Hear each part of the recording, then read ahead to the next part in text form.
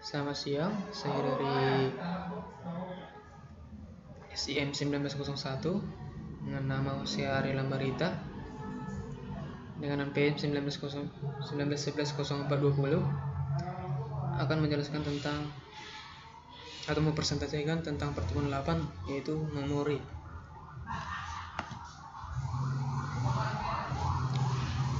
Pengertian memori dan sifat utamanya. Memori merupakan perangkat keras atau hardware yang berfungsi sebagai tempat penyimpanan data atau informasi sementara. Memori memiliki dua sifat utama, yaitu satu, memori volatile, data yang dapat ditulis dan dihapus dan berulang-ulang, tetapi data akan hilang jika kehilangan satu daerah. Kedua, memori non-volatile, datanya tidak dapat ditulis dan dihapus berulang-ulang, tetapi data tidak akan hilang jika kehilangan satu daerah. Syarat penggunaan memori: 1. Relokasi atau mengkonversi alamat logika program ke alamat fisik memori. Kedua, proteksi atau digunakan atau diperlukan untuk menjamin operasi-operasinya sesuai sesuatu yang tepat. Ketiga, organisasi logika atau IOS dan HW berhubungan dengan user program dalam satu modul. Yang terakhir, 4. Organisasi fisik atau ada pengaturan yang jelas antara memori utama dan memori sekunder pada long term scheduling. Yang selanjutnya tentang swapping, atau suatu proses dapat di-swap secara temporary keluar dari memori dan dimasukkan ke backing store.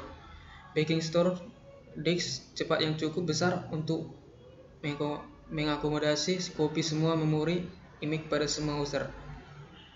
Rollout dan roll-in, varian swapping yang digunakan dalam penjadwalan prioritas. Selanjutnya, bagian terbesar dari swap time adalah transfer time.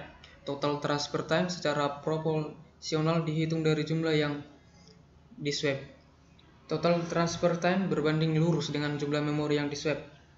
Walaupun proses harus berbeda di memori untuk dieksekusi, tapi proses dapat di-swap atau ditukar sementara keluar memori ke backing store.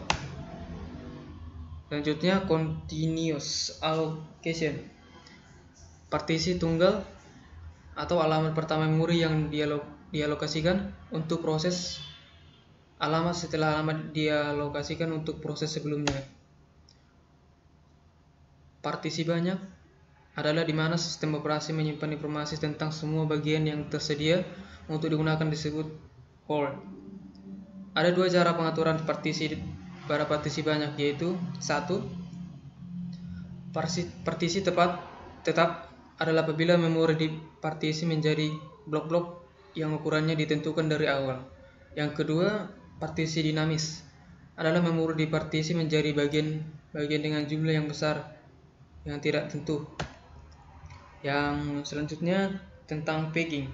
Packing adalah dengan memisahkan memori fisik menjadi blok-blok yang berukuran tertentu yang disebut frame dan memecah memori logika menjadi blok-blok yang berukuran sama dengan frame yang disebut pack. Yang selanjutnya segmentasi. Segmentasi merupakan skema manajemen memori yang mendukung cara pandang seseorang programmer terhadap memori. Jika seorang pengguna ingin menunjukkan sebuah alamat, yang dapat dilakukan dengan menunjukkan nama segmen dan offsetnya. Sekian penjelasan saya, kurang lebihnya